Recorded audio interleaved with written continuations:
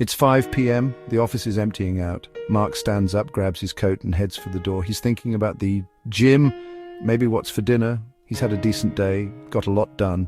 His work is finished and now his time is his own. A few desks over, Sarah is also packing up, but her mind isn't on the gym. It's a frantic checklist. Pick up the kids from after-school club, get the shopping in, sort out dinner, check her mum's okay, then maybe, just maybe, she'll open her laptop again after the kids are in bed to catch up. Both are seen as committed employees. We assume commitment looks the same for everyone. A solid 8 hours, head down, job done, but I've learned that's just not the reality. For decades, the answer seemed simple. You show up on time, you stay late when needed, you get the work done. It was a model built for a different era, really. A time when households often had one person at work and another at home. That world, for most of us, doesn't exist anymore. Yet the ghost of it haunts our offices. The expectation to be constantly available, to prioritize work above all else, still hangs in the air. This old-fashioned idea of the ideal worker creates a silent pressure. It's a pressure that affects everyone, but as we'll see, it doesn't affect everyone equally. It's time we started asking who this system really works for. The story of Mark and Sarah isn't just about one man and one woman. We measure presence, not energy. We track hours, not focus. Let's talk about a different idea. It's not about being happy or satisfied. It's about something called worker activation. It's actually really simple. Worker activation is the mental energy you have available for your job. It's your ability to focus, to pay attention, to be truly present, to be switched on when you're at work.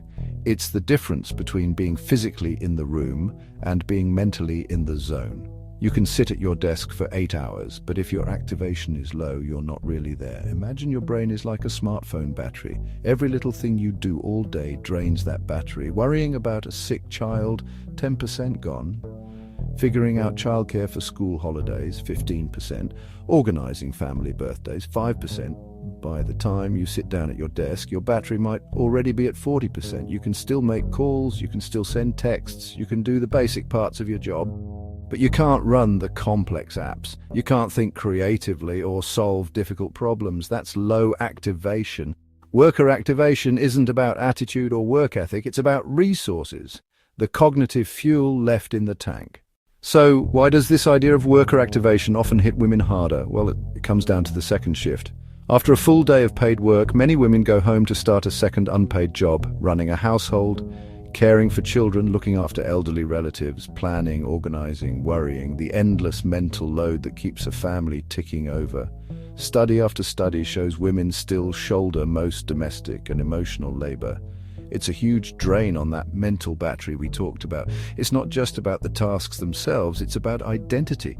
Society still pushes deep-rooted ideas about being a good woman or a good man. For women, caregiver. For men, provider.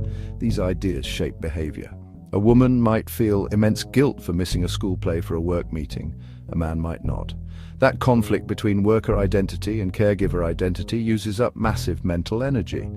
Many office cultures still follow the ideal worker model, rewarding people who can stay late or travel at a moment's notice.